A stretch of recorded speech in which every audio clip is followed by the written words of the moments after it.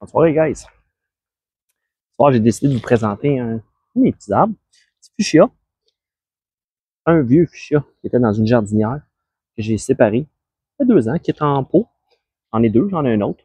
Donc, puis j'en ai un autre batch que j'ai divisé, c'était plusieurs. Donc, j'en ai plusieurs.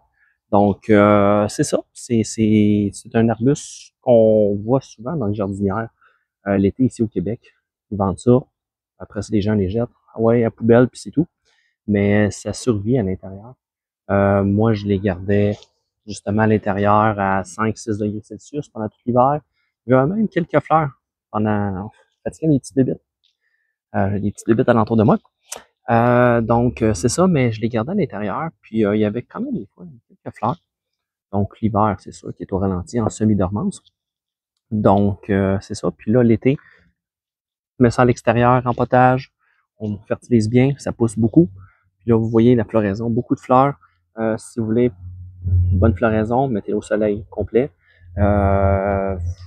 Allez-y, des journées comme aujourd'hui. J'en ai un des deux qui a un peu de misère. Donc, je l'ai mis un petit peu plus ombragé.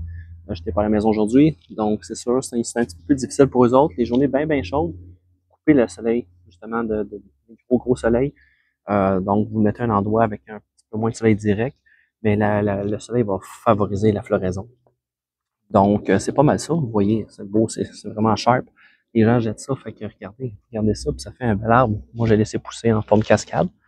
Ce que vous pouvez faire aussi, c'est quand les fleurs sont pas belles comme ceux-là ici, c'est parce qu'ils sont finis. Puis vous voyez ici, ça devient gros aussi, c'est parce qu'il va y avoir des semences qui vont sortir de ça. Donc, c'est des semences à l'intérieur. Si vous les laissez aller, puis la plante, si vous la laissez faire ses semences, ben, la floraison va arrêter. Donc, si vous voulez stimuler justement la floraison, vous coupez les vieilles fleurs quand elles sont terminées. Vous enlevez les parties qui sont comme ceci, qui ont été fertilisées, pollinisées. Donc, c'est ça. Vous enlevez toutes les vieilles fleurs, puis il va continuer à fleurir comme ça. Donc, c'est un bel arbuste.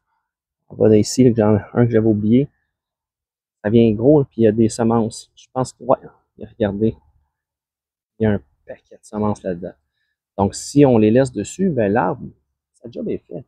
C'est une plante, comme une fleur. Un coup qu'elle a fleuri, on va y mettre ses semences, comme une annuelle, exemple. Elle a fait ses semences. Après ça, on se demande pourquoi que les plantes, des fois, ils deviennent moins belles après. C'est ça. Si on n'enlève pas les fleurs, ben on ne stimule pas la croissance. Donc, la plante, elle a fait ce qu'elle avait à faire, c'est son devoir. Elle s'est reproduit, elle fait des semences, puis après ça, elle meurt. C'est comme ça le cycle. Donc, si, après la floraison, on fait ça tout le temps, la plante, elle va toujours être en état de survie. Donc, c'est ça. On coupe les vieilles fleurs, on le maintient. Il y en a toujours des nouvelles. Il y a plein de nouveaux qui ressortent de partout. Il y avait autant de fleurs que ça. Là, une semaine ou deux. Puis regardez, là, j'ai taillé, puis j'en ai plein de nouveaux bourgeons qui reviennent. Donc, on va avoir ça tout l'été. Donc, c'était mon petit partage. Je mets ça un thumbs up. Salut!